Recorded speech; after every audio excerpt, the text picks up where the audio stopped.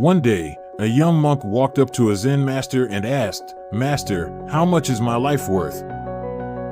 The master smiled and said, "Go to the garden, pick up a big stone, and take it to the market. If someone asks for the price, don't say a word, just hold up 2 fingers. If they try to bargain, don't sell it. Bring it back, and I'll tell you how much your life is worth when you return." The young monk did as he was told and took the stone to the market. A woman walked by and asked, "How much for the stone?" The young monk held up 2 fingers. $2, she asked. He shook his head. She looked at the stone again. "It would make a nice decoration for my garden. How about $20? Still, the young monk didn't sell the stone, just like the master instructed.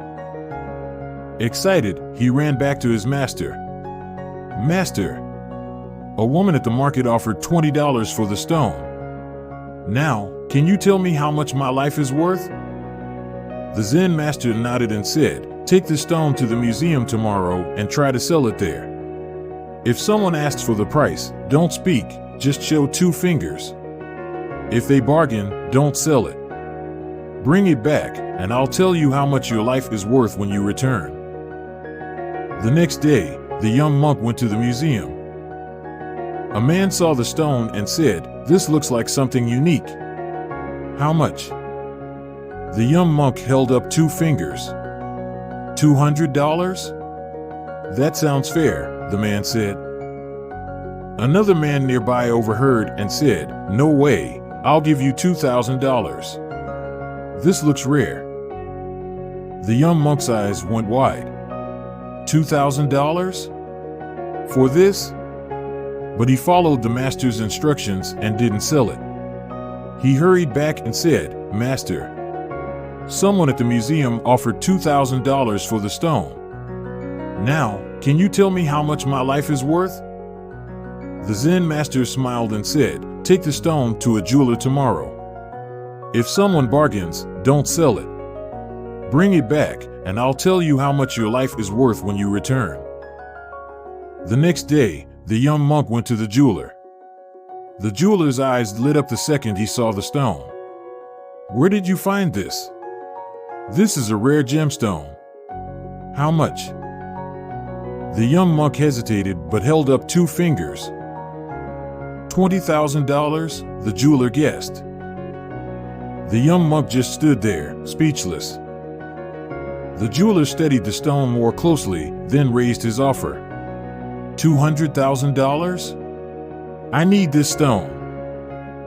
The young monk stood frozen for a moment. $200,000? For this same stone? His heart raced as he rushed back to his master. "Master, the jeweler said the stone is worth $200,000. Now, can you finally tell me how much my life is worth?" The master put a hand on the young monk's shoulder and said, "Your life's worth is just like this stone. It all depends on where you put yourself and how people see you. Some will think you're worth a few dollars, others will see your real value. The right people will recognize your worth. Choose where you stand. In life, we often let the wrong people define our worth. Some will see us as ordinary, just like the woman at the market who thought the stone was just a decoration. Others may recognize some value in us, like the museum visitors. But the truth is, our worth never changed. The stone was valuable from the start. It just took the right person, in the right place, to see it for what it truly was. So, ask yourself, are you surrounded by people who see your true value, or are you settling for those who don't? Your worth isn't defined by those who fail to see it. Choose wisely where you stand. If you like this story, hit like, share it with someone, and don't forget to subscribe. See you next time.